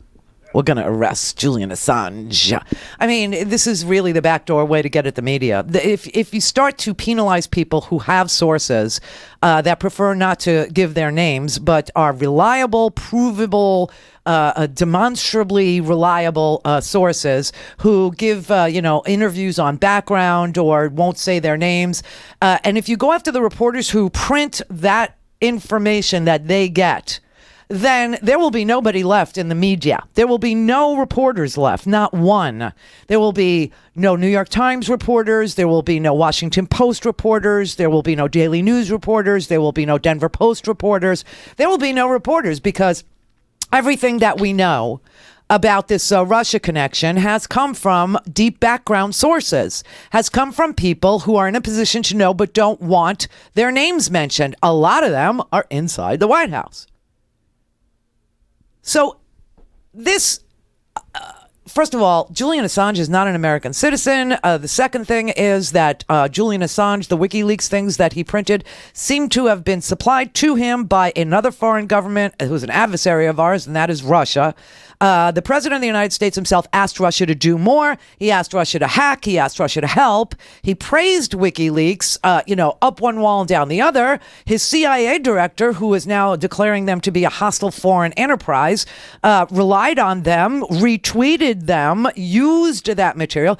And the Attorney General of the United States, Jeff Sessions, who had to recuse himself because of his involvement in Russia, actually also owes his job to WikiLeaks. So this is a very strange case, and it made me sit there and go, well, why all of a sudden are they going after Julian Assange? And obviously, it's because they have a desire to go after reporters. They have a desire to go after publishers. They have a desire to go after media. He hates the media because the media actually reports and fact checks whether or not he delivered on any of his promises that he said he would accomplish on day one or the first 100 days. And of course, it comes out a big goose egg, a big donut, a big nothing, a big no there, a big. And so then we're told, well, don't take him literally. But obviously he hates the media because the media fact checks him. The media actually reports on legislation. The media actually reports on the slush fund that is the inaugural account. They report on these apartments now, the $260 million worth of apartments that he's still making money on. They report on the GSA. Now he's the landlord and the tenant at the old postal building, which he runs on a government lease that specifically says if you work for the government, you're not allowed to hold this lease. Well, not only does he work for the government, he's the president of the United States. So he's not entitled to the lease on the old postal building, the hotel that he runs in Washington, D.C. I mean, it's just an amazing thing. And you need a media that is not afraid to report. And he's obviously out to get the people who publish. He's obviously, this whole thing about Assange, Assange, am I a fan? No, I'm not a fan. He reminds me of if Mike Pence became a hipster. Do you know what I mean? He would be Julian Assange. And having Pompeo describe, a narcissist who only, self-aggrandizes and uses, the foreign governments to make himself famous. I didn't know who he was talking about when I came in the middle. I had to hear the whole clip because I was like, is he talking about his own boss? Because that's Donald Trump, a narcissist who uses foreign governments to self-aggrandize. I mean, this is ridiculous. He owns the Trump Towers in Istanbul. And nothing will get in the way of that deal. So Turkey just became, some sort of a dictatorship for all intents and purposes. They just disbanded their parliament and gave Erdogan all this power through a constitutional referendum. I mean, it's amazing. And there were problems with the vote there. They didn't think that, unstamped ballots, they stamp ballots as being official, should be counted. They counted them anyway. And the only civilized society, the only industrialized nation in the world that called Erdogan to congratulate him on this coup over his own people was Trump. Why? Because of Trump Towers Istanbul. Not one tower, 2 towers, he said. So we're in a very strange and funky place. All right, Karen in Los Angeles. Hello, Randy. Hi, thank you. Hey, just so you know, you were making that herky jerky sound so good. Oh, did you get some? I did. I ordered some. I ordered the mild. I really wanted to go for the hot, but I'm like, no. Well, work your way up to it because the hot is hot. Okay, that's good to know. You know, it's kind of a middle of the road, the jalapeno, because, jalapenos aren't the most powerful peppers that you got. So, I had a bad memory with the jalapeno one. I'm sorry. I can't relive that. Okay. Yeah. I used to have that about walnuts. Don't ask me why. Okay. Okay, I won't. It'll be you keep the walnuts, I'll keep the jalapeno. Okay. Hey, I had so yesterday you were talking about the succession. Yeah. And you're like, there's no way that we could possibly get a Democrat out of there. Yeah. I'm kind of, this is far, but we're living in, La La Land anyway. Yeah. So here's the thing. It's going to take about, maybe they won't officially do the impeachment deal, announce it till the end of the summer, realistically. It might take a year for the whole trial to go on, or the whole program. I don't even know what the word is for it, but the whole it's a trial. Yeah, for the trial. Yeah, to materialize with all the breaks and blah blah blah blah. We're in the midterms. U.S. is mad at the Republicans, kick them all out of the House. Next thing you know, the Democrats are in the majority. Oh, I know where you're going. Then Nancy Pelosi is our first female president. That's good.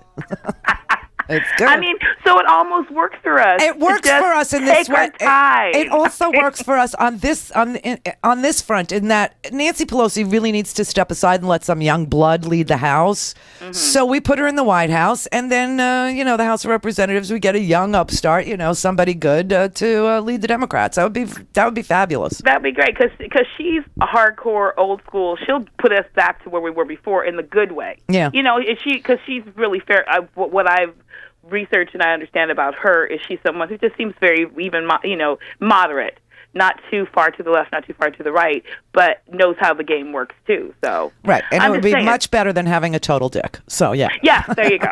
And real quick question: now, what's the deal with the Steve Mnuchin? His whole deal was he's not allowing the sanctions or the for Exxon. Yes, I mean, the Secretary of the Treasury has to weigh in on the sanctions, and it's pretty much in front of him right now whether or not to give a waiver to ExxonMobil to begin their drilling deal with Russia while Russia's under sanctions. And so Mnuchin, is the Secretary of the Treasury. So, yeah, it would go to him. And he wouldn't be the only person to sign off on it. It would have to be, a whole bunch of people. But if he says yes... He said no. Oh, he said no. Okay. I just read that he said no. Okay. And so I'm like, well, that didn't work for Trump. Yeah. Or did it? I don't know. There's so many backdoors to this scenario. Yeah, I know.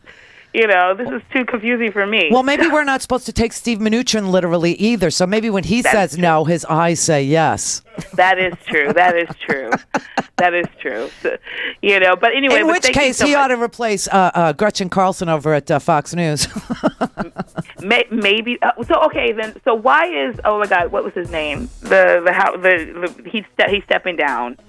All of a sudden, from this, giving up. Oh, Jason Chaffetz? Yeah, what's up with that? Well, only thing I could say about Jason in the House, which is what his Twitter handle is. Okay. That's great. That's like 90s TV He's show. Such a hip Mormon. He's so cool.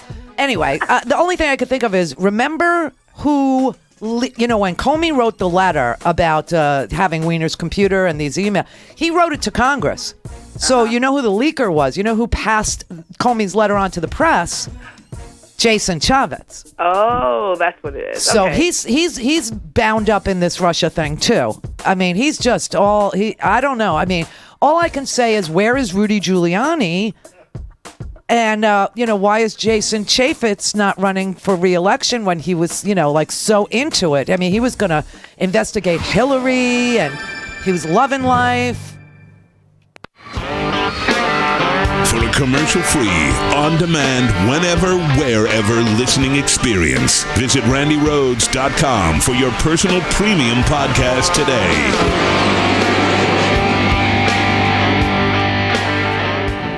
Well, the Trump administration suffered a humiliating defeat on health care. So next up, the Trump economic plan. Are you familiar with a game called 3-Card Monte? All you got to do is find Trump's amazing economic plan under the cup, and you win. Where is it? Is it over here? No. Is it over there? No. It must be over here. No. Unfortunately, like so many things, Trump, it's just another big con job. So when it comes to your own financial future, don't play the game. Protect your wealth. Use a timeless, tried and true investment like gold. Call my friends at ITM Trading at 1-888-OWN-GOLD and get a free gold kit and learn how to diversify your investment portfolio with precious metals. Call ITM Trading today at 1-888-OWN-GOLD for guidance from their precious metals experts. They have an A+ rating from the Better Business Bureau, and they've helped tens of thousands of people buy gold and silver coins and bars. Let them help you too. Call 1-888-OWN-GOLD, 1-888-OWN-GOLD. Tales of American Political History with Clinton Porter Hackney. We're talking about the 1860 Republican Convention. Senator William Seward was sure to win. But Abraham Lincoln and his operatives had at the last minute become the only obstacle to Seward's victory. Using railroad company contacts, Lincoln got discount fares for his supporters to travel to the convention. Lincoln's team also printed counterfeit tickets to the convention and gave them to Lincoln supporters with instructions to show up early. By the time Lincoln's name was put into nomination, the hall was full of his supporters and the roar was explosive. On the first ballot, Seward's best chance to win, he only received 173 votes. Lincoln had 102, and no one else was close. By the fourth ballot, Lincoln was only 2 votes short, and the Ohio delegation chairman announced the switch of 4 Ohio votes to the man from Illinois. Biography, deal-making, and casting Lincoln as a second choice had taken him to victory.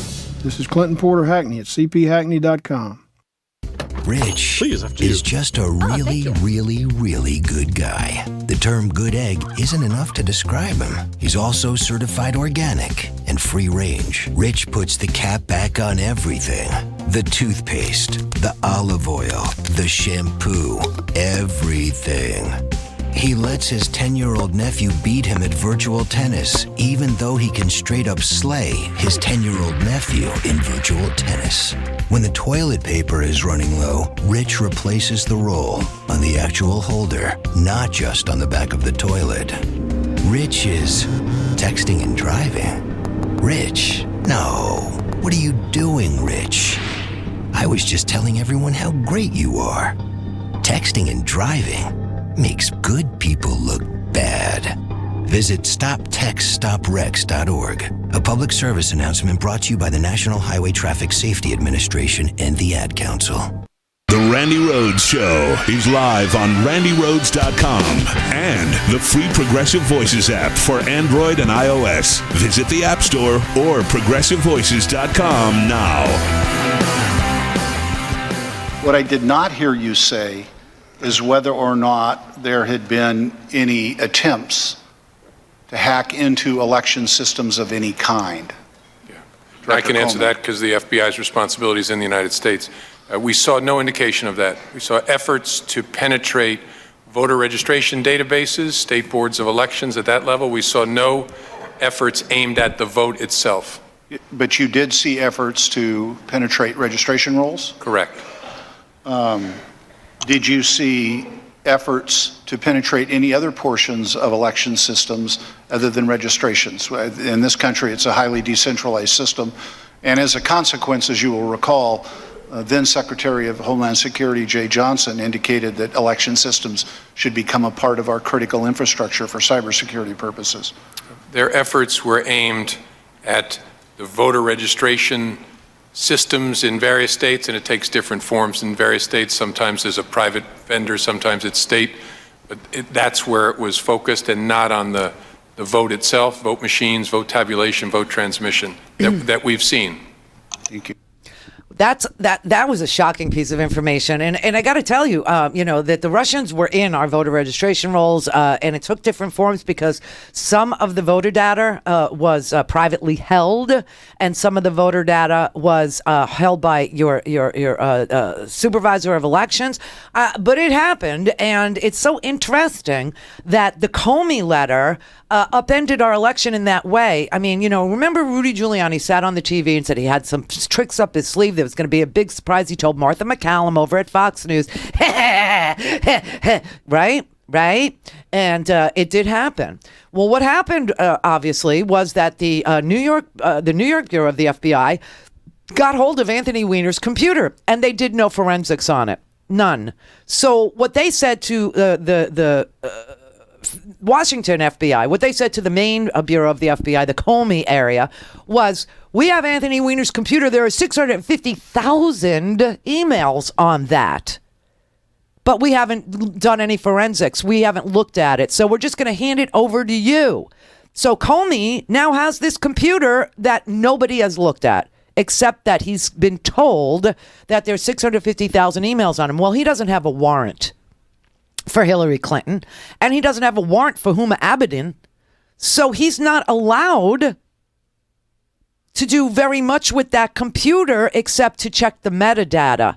And checking the metadata told him there were emails from Hillary Clinton on Anthony Weiner's computer, so he writes a letter to the Congress. And he says to Congress, we haven't drilled down on this, haven't done a lot of forensics on this, but the Anthony Weiner computer was given to me by New York, Rudy, former federal prosecutor, former mayor of New York, sitting on the TV, intimating that he listens to everything that's going on in the New York Department of the FBI, and active duty officers are telling him, and he can't use the words because they're cursing, they're so in the tank for Trump, refers to the New York Bureau of the FBI as Trump land, right? Remember all this?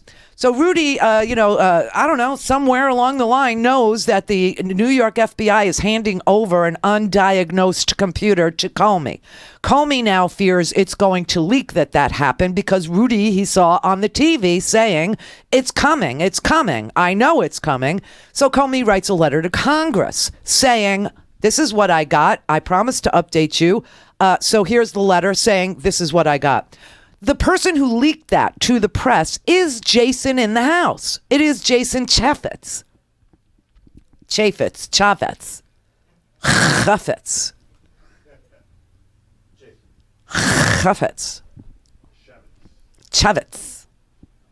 It's Jason in the house.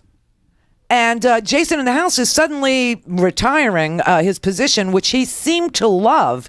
I mean, he said if Hillary was the winner, he was going to drill down. He's going to she'd be under investigation every day of the week. He was the Oversight Committee chairman. He was going to love this job, loving life. Everything was so cool. Now all of a sudden, he's sleeping on a cot. It's not good. I'm sleeping on a cot in my office, and get a pull-out sofa, for God's sake. And how is it possible that the chairman has such a crappy office? I've been in not chairman's offices. They're pretty freaking nice. You get $1 million to run your office. Boy, do I wish. $1 million to run a business inside the Capitol. Oh, it's amazing. That's what they get, $1 million each congressman. You pay for that. And, he says he's sleeping on a cot. Send him an air mattress. Send him a Casper. Send him a Sattva. It's supposed to be the best reviewed mattress on the internets. I don't know. But now that he's complaining, he's sleeping on a cot. It's not good. He loves his wife, but he adores his kids. Gotta go home. Gotta go home.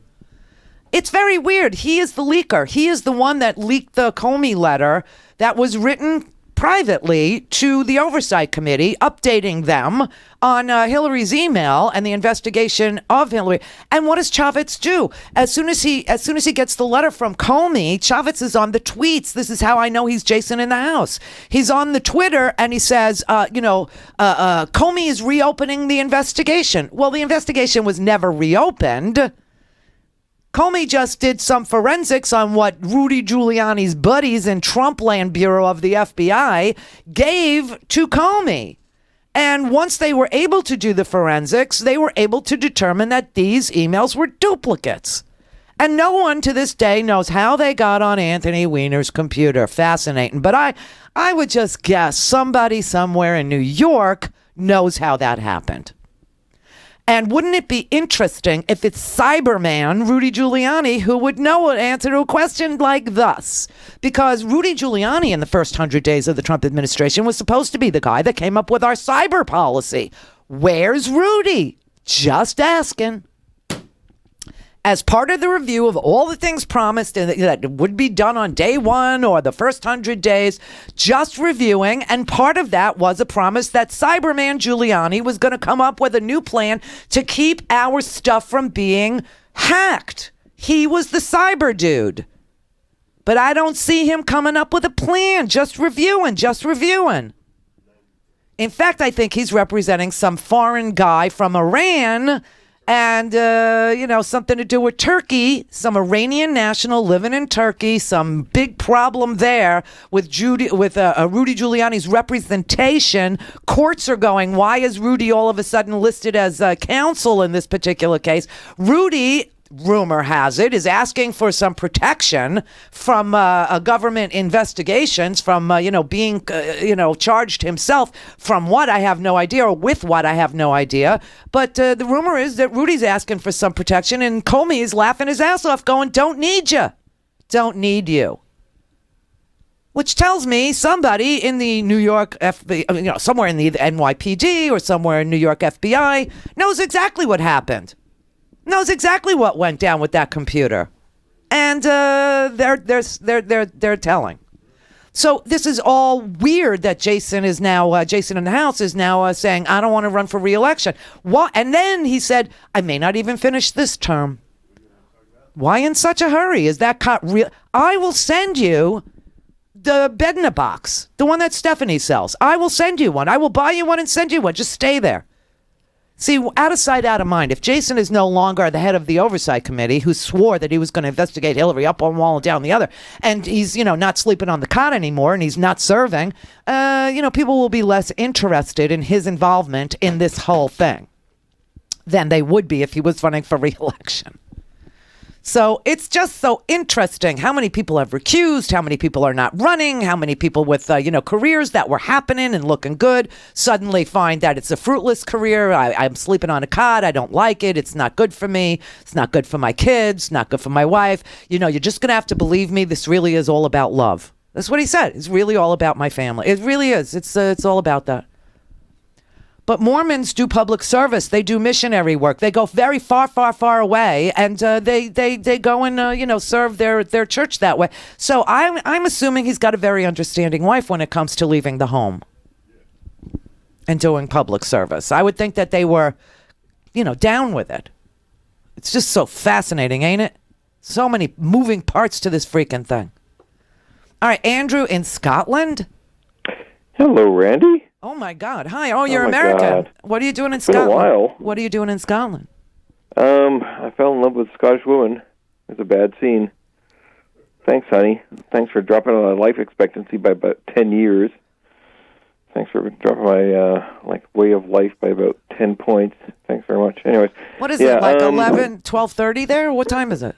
It's about 10:30. Oh, she is so pissed. She is so pissed off. I'll bet.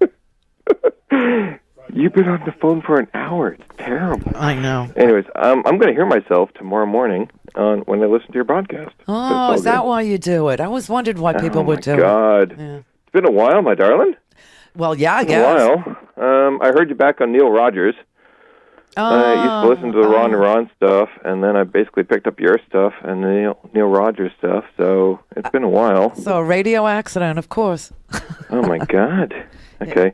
I'm just wondering, I thought the European, the Russian, invasion of the U.S. would be like, Jason Bourne, right?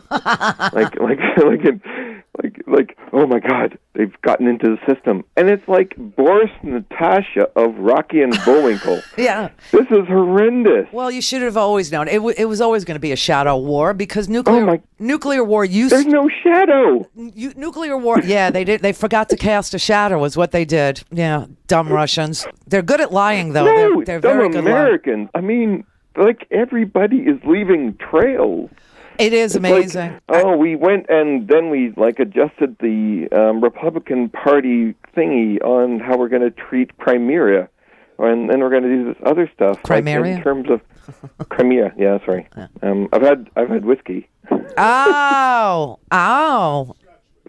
Scotch whiskey. Yeah, they make it there. Lagavulin. Yeah. And a lovely Lefroy quarter cask. I've never been there. I want to go there so bad. I have a friend that actually used to have a castle there, and he sold it.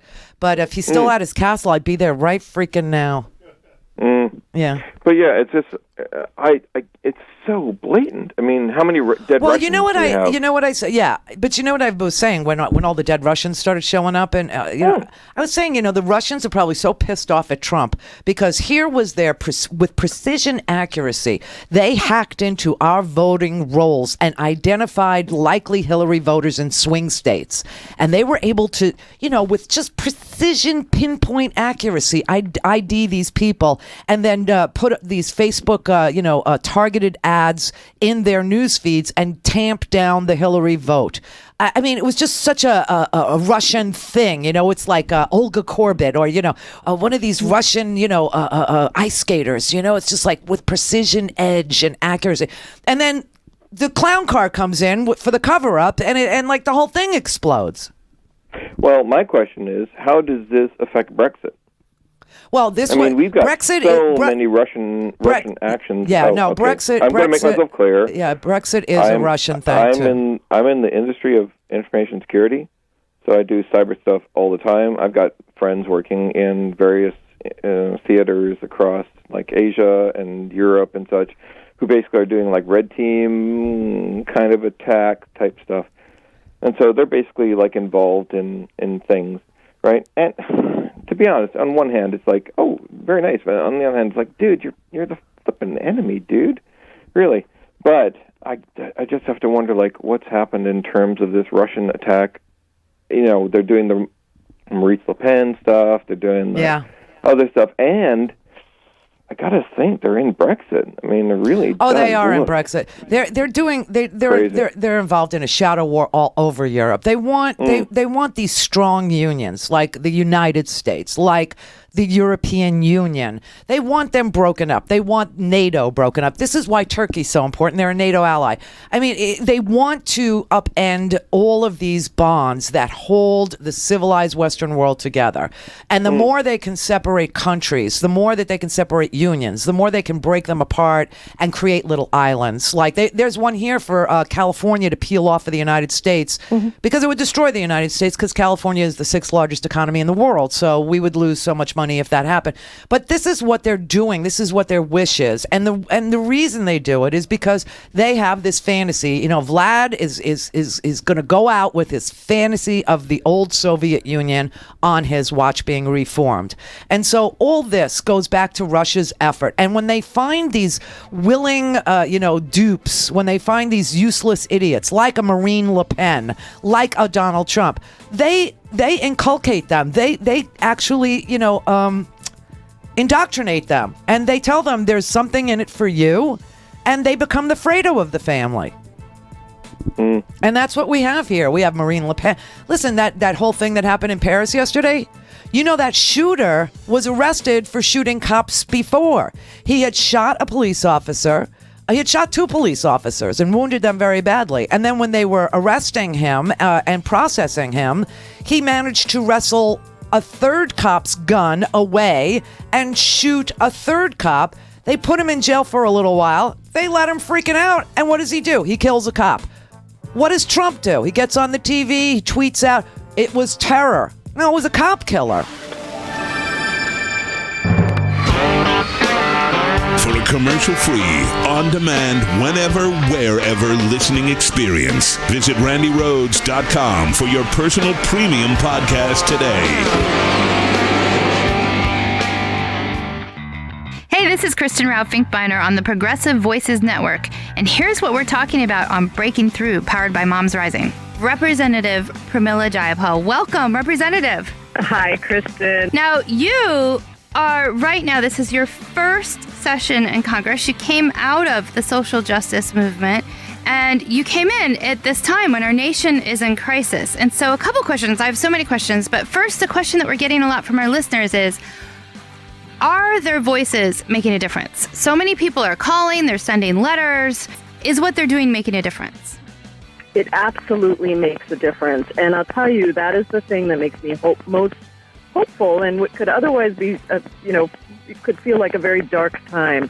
If you look at everything from preserving the Office of Congressional Ethics, which Republicans tried to take away in the very first week that we were there, to the most recent enormous victory around Trump Care and defeating Trump Care and preserving the Affordable Care Act, something that I know Moms Rising was deeply involved with. It is because people across the country spoke out, because of town halls, because of phone calls, all of the ways in which people put pressure on their members of Congress to say, you can't take away my health care. You cannot cut $880 billion from Medicaid. You cannot transfer $1 trillion in tax cuts to the wealthiest and then raise my premiums. If I happen to be between 50 and 64, I'd be paying $15,000 more a year. And they just said, forget it. We are used to maternity care now as part of our package, our essential health benefits package.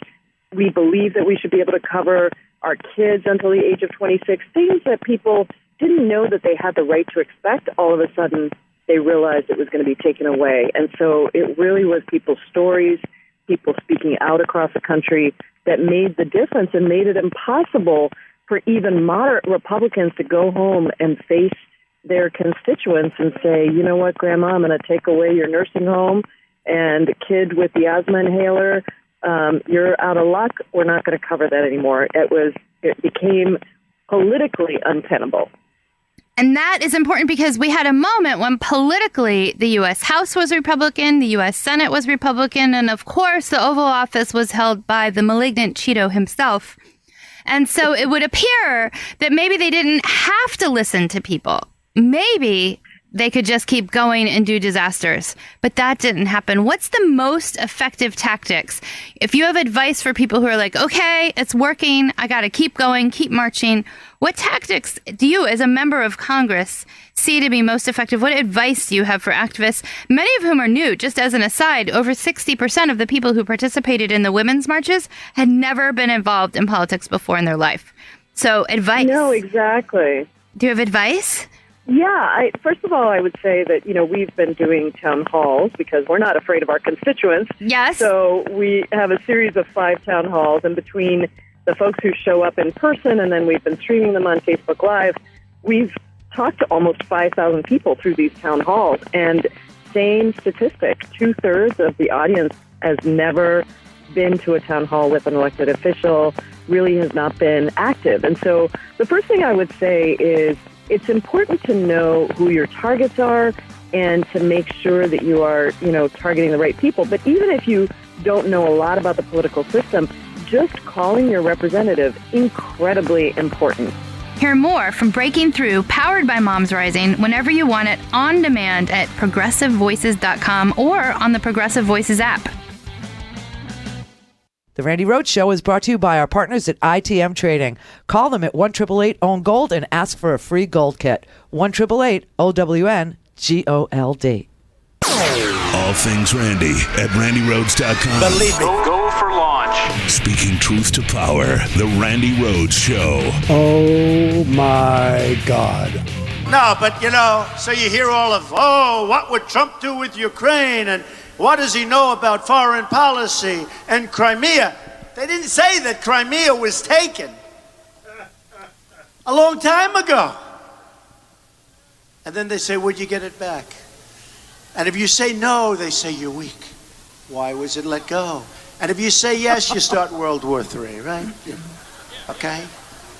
And then I read where the people who speak, largely they speak Russian, they want to be with Russia. Okay, they want to be with Russia, maybe. And we'll find out. But this was taken during the administration of Barack Hussein Obama. Okay? Boo. But the press is so dishonest. I mean, what we're fighting is incredible. I just left North Carolina, and we spent a day there yesterday. And these are incredible people. But voter ID was just knocked out by the courts. Think of it. So somebody wants to vote, and you'd like to have identification. Can't do that anymore. And then they criticize me when I say the system is rigged. The system is rigged. And I'll tell you, the biggest rigger of the system is the media. The media is rigged. It's rigged. I'm telling you, he's going after the media through the Julian Assange backdoor. There is no question in my mind. I couldn't figure out what that was about. I really couldn't, because Pompeo had tweeted, WikiLeaks stuff out. Trump loved WikiLeaks. Couldn't tell you fast enough or how, how often he, loved WikiLeaks. And Crimea wants to be with Russia, and please Russia, please hack, and all. I mean, obviously, they're going after the media. And by the way, the last segment just ended kind of quickly, and I was saying that the shooter in Paris is a cop killer. That's what he is. He's a he's a French national. He was born in France. He killed. He didn't kill. He wounded a couple of cops in France. And then when they were arresting him and they were processing him, he managed to get a third police officer's gun, and he shot that third police officer. Why he wasn't in jail for a really long time, I have no earthly idea, but they let him out of jail. And what does he do when he gets out of jail? He goes and kills cops. And our president, without any information, tweets out ahead of Marine Le Pen's big day Sunday, tweets out, looks like terrorism. It's obvious that the Russians prefer Marine Le Pen. We know this because she met with Putin during her campaign. She was there a month ago, not even.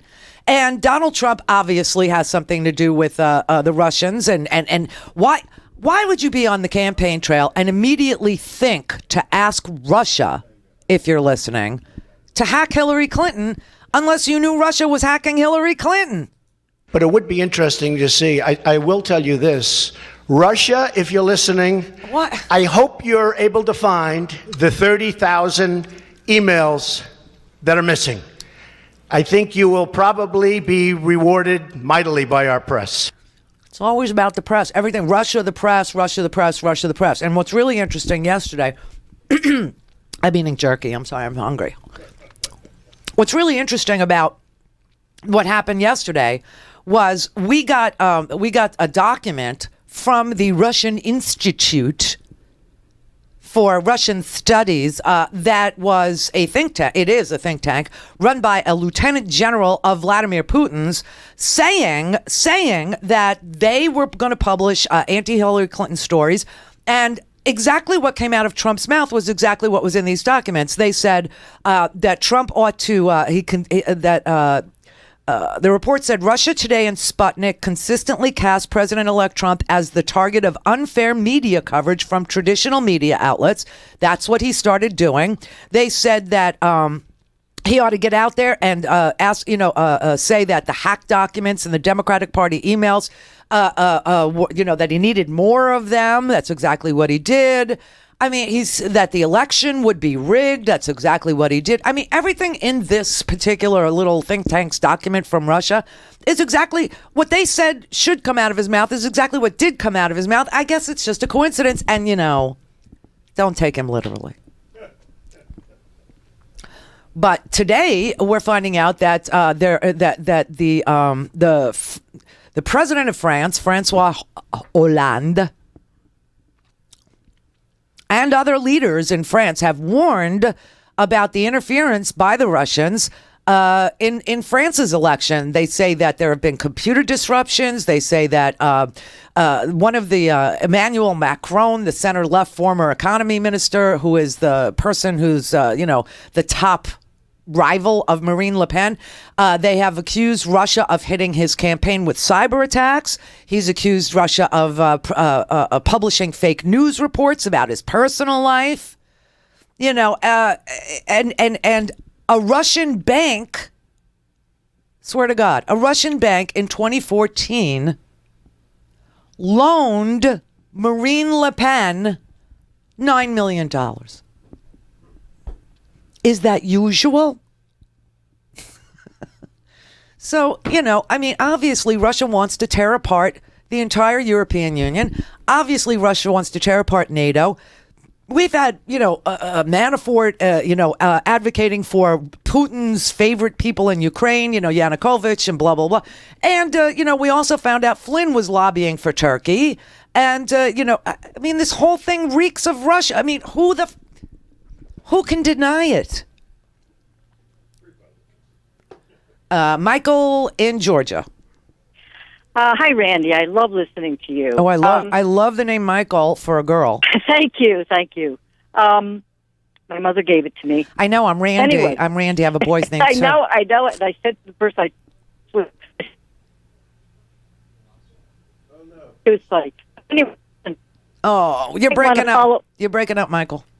There's a couple of things that you might want to look into. Yeah. Something that I just read recently. All right. First of all, apparently Chafis, after leaking that information about the computer and blah, blah, blah, he got a $500,000 campaign contribution, which apparently is Russian-based. Oh, where are you reading that? Yeah. I wish I had done it before I called you. I read it, Daily Kos, C-O-S? Yeah. Familiar with that? KOS? I forget the article. I found it through that. and it was also stated, this woman also stated that there has been a conversation interrupted, I think by the I don't know, FBI or something, that McConnell and Ryan were caught talking about how do you launder Russian money. Oh, come on. No. Oh, come on. Who's getting info like that? Well, you look it up on the whatchamacallit, but that's and the woman apparently, now I don't have any knowledge of this, but I'm reading this, and apparently the woman who is saying this has predicted most of the stuff that is happening ahead of time. So she apparently has some kind of sources. Is her name Louise? Could be. Yeah. All right. Be careful. I don't know. Be careful what you read. Here's what. Oh, no, I know. I only go with what I got. And what I got is Jason in the house is the leaker of the Comey. Yes, but I don't believe that means that Jason and Rudy and the New York Bureau of the FBI, kind of we're all talking to each other. And that's bad for Jason. So, yeah, but I think I don't think he'd run back to Utah with his tail between his legs just for that. I think he is under investigation from what I understand anyway. Yeah, but he is under investigation. Well, we'll see. Illegal campaign. Yeah, keep your eye on that. I will. I'll look for it in a real newspaper. Robert in Naples. Although we do advertise on the Daily Kos, you'll see our banner ads there. Robert in Naples. Hey, Randy, how you doing? Good. How you doing? I would say this. I would say that the Democrats have an issue, and they have a good way to get to the streets, get to the polls, get people to the polls, demand legislation saying we even want stronger sanctions against Russia. And don't let them even backdoor it in, or they might do this move or that move, and then all of a sudden ExxonMobil has access to Russia. Yeah, I think Mnuchin already gave it a thumbs down for the waiver. So, but Randy, it was great to see people in the streets last week for the tax march. But you know what? We should also have a second sign in the air hanging up saying stronger sanctions. We should let every Republican and Democrat know that we demand stronger sanctions. Yeah, I'm about that. I think that's right. Here's another thing. You're a Ukrainian. I know a lot of Ukrainians when I grew up. That side of the street was theirs. And they were tough people. All right. Yeah. I don't understand why there's no bloodshed in the streets here between the Russians that are destroying New York and the Ukrainians who've been here 3-4 generations. I mean, the Russians have been here a long time too. I mean, a lot of Russians, especially in Brighton Beach, Brooklyn. They're great people. They really are. I mean, they're the salt of the earth. They're hardworking. They're beautiful. They're actually stunning. And to mix them into what Putin is about is ridiculous. Remember, they fled here. They came here to get away from him. And Ukrainians were part of Russia for a really stinking long time. And, and you said it yourself, why are 8,000 dead then? Well, because, Putin invaded them after they became their own, independent states. So, listen, trust me, the Russians that are here have no love for Putin. In fact, I was in Russia, and Russia has no love for Putin. This is all bullcrap that the Russians love Putin. They don't. They hate him. They despise him. They know that they make $450 a week and that there are billionaires newly created because Putin privatized everything that they used to own as a state. Believe me, the ordinary day-to-day Russians, they're nothing to do with Vlad. Nothing. I'm just going to tell you, I'm a petty person, and God forbid Exxon somehow gets something done, with Trump and Russia there. Yeah. I swear to God, I will go into the ExxonMobil. I'll put little pinpricks inside the holes that you put into the car. I will sabotage them somehow, some way. I will do it because I'm that petty. I might even break the little things that wash the windshield wipers with. I mean, it's just frustrating to no end that these people are going around the whole world, not just the United States, and sabotaging democracy. They are fucked up. Yeah, it is. They gotta pay. They gotta pay. I agree with you. I on the sanctions, I'm down. I'm so down. They need. Listen, Russia. If you left them alone, we really just left them alone with the sanctions that they incurred after invading Crimea, and the sanctions they incurred after the 17 intelligence agencies told the Obama administration that they had hacked our elections, they would go broke. And they would come begging to the world, and the world would demand democracy in exchange for help. This is what they're afraid of. So Trump is a useful idiot for them. But don't confuse Russian people, Ukrainian people with Viktor Yanukovych or Vladimir Putin, because we don't like them. We're all about democracy. That's why we came here. So Pat in Southern California? Yeah. Hey, Randy. Hi. Long-time listener, first-time caller. Oh, wow. Listen. Yeah. Hey, listen. I know you don't really know the answer, but do you ever wonder what is going through Comey's mind when he sees all this going on? I think about it late at night, and I roll over and I touch myself. I do. I'm crazy about him. He's, I would we're love all to looking know. at them. I would love to have pillow talk. I would love to know what's going on in that fabulous mind of his. I would love to just run my fingers through his black hair and the tallness of him pressing against me, going, tell me, Jim, if I may call you Jim. I understand. I mean, you know what? I'm waiting for him. I'm waiting. I understand. I'm why waiting he's for him taking too. off. I'm waiting for him too. I know he's got to cross the T's, dot the I's. Yeah. But come on, Jim. We need you. Need you, baby. Need you bad. All right, Randy. Have a good weekend. Thank you, Pat. All right. Bye. All right, bye. All right, buy some herky jerky, herkyjerky.com. Only because it's on my mind because I'm eating it. And it's delicious. I got the turkey over here, but the bacon. And I think if you buy like 2, they'll give you the turkey for free this month. So that's cool.